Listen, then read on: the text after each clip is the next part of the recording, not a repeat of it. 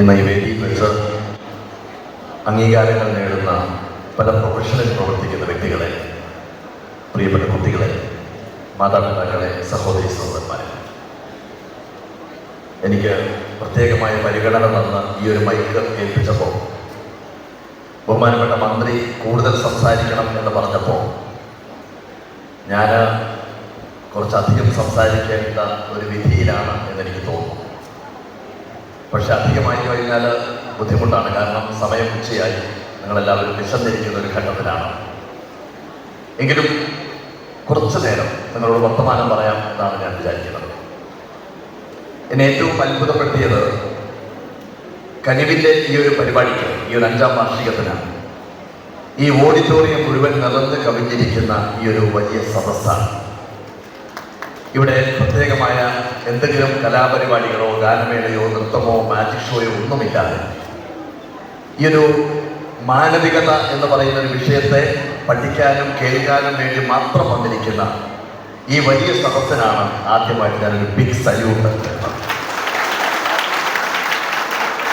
എനിക്ക് തോന്നുന്നത് അത് ഈ നാടിൻ്റെ പ്രത്യേകതയാണ് എന്ന് എനിക്ക് തോന്നുന്നു. മറ്റേതെങ്കിലും ദേശത്ത് ഇത്തരം ഒരു പരിപാടി സംഘടിപ്പിക്കുകയാണെങ്കിൽ വളരെ വിരലിലുണ്ടാവുന്ന കാണികളാണ് ഇത്തരം ഒരു പരിപാടിക്ക് ഉണ്ടാവുന്നത്. അത് മാത്രമല്ല, ഈ ഗ്രാമത്തിലേക്ക് കടന്നു വരുന്ന സമയത്ത് ഞാൻ എൻ്റെ സുഹൃത്ത് ശ്രീ ബിജുരാജിനോടൊപ്പം കാറിൽ യാത്ര ചെയ്തുകൊണ്ടിരിക്കുന്ന സമയത്ത് ബിജു എനിക്ക് പറഞ്ഞു തരികയായിരുന്നു, ഇതാണ് പുസ്തക ഗ്രാമം, കേരളത്തിലെ ആദ്യത്തെ പുസ്തക ഗ്രാമം ഇതാണ് എന്ന് പറഞ്ഞു.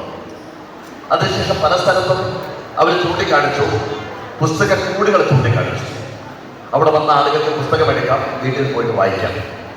സ്വാഭാവികമായിട്ടും ഒരു നാടിൻ്റെ, ഒരു ഗ്രാമത്തിൻ്റെ സംസ്കാരം ഉടലെടുക്കുന്നത് അവനവനിൽ നിന്നുള്ള അറിവ് നേടാൻ സാധിക്കുമ്പോഴാണ്. അവനവനിൽ നിന്നുള്ള അറിവ് നേടുക എന്ന് പറയുന്നതിൻ്റെ അർത്ഥം ധാരാളം വായിക്കുക, കണ്ണുകൾ തുറന്നു വയ്ക്കുക, കാതുകൾ തുറന്നു വയ്ക്കുക, ഹൃദയം തുറന്നു വയ്ക്കുക. അതിലൂടെ പുറത്തുള്ള കാര്യങ്ങളെ അറിയാനുള്ള ഒരു വ്യഗ്രത ഉള്ള ഒരു ഗ്രാമം ഉണ്ടെങ്കിൽ ആ ഗ്രാമത്തിൽ തന്നെയാണ് തീർച്ചയായിട്ടും നല്ല സംസ്കാരം ഉണ്ടാവുക എന്ന് വിശ്വസിക്കുന്ന ഒരാളാണ് ഞാൻ. പുസ്തകത്തിലെ വാക്കുകൾ, വരികൾ നമ്മുടെ ചിന്തകളെ പലപ്പോഴും മാറ്റിമറിക്കുന്ന ഘട്ടമുണ്ടാവും.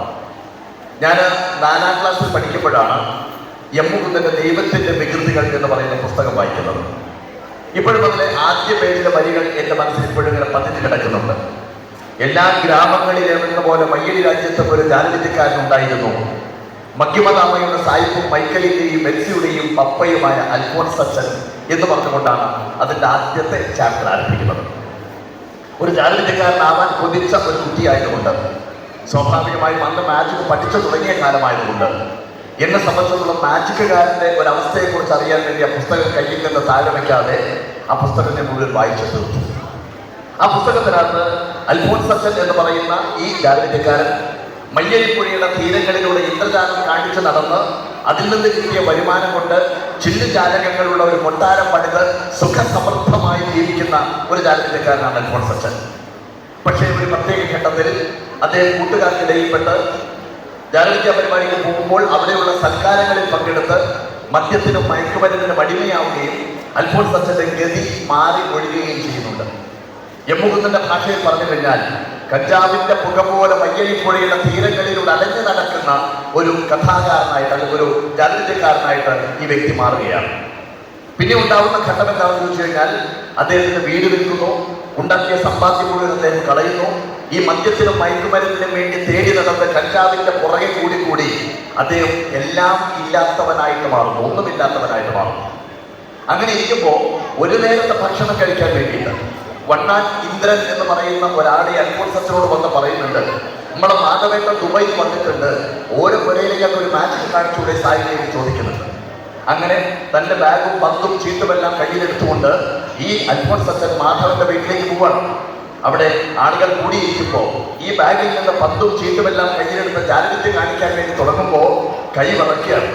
കൈ വിറച്ചതിന് ശേഷം ഈ പന്തും ചീട്ടുമെല്ലാം താഴേക്ക് ഒഴിഞ്ഞു വീഴുമ്പോൾ മാധവൻ പോക്കറ്റിൽ നിന്ന് കുറച്ച് പണമെടുത്ത് ഈ അൽഫോൺസിന്റെ കയ്യിൽ വെച്ചുകൊണ്ട് ചോദിക്കുന്നുണ്ട്, സാഹിബ് മാജിക് എല്ലാം മറന്നുപോയോ ചോദിക്കുന്നുണ്ട്.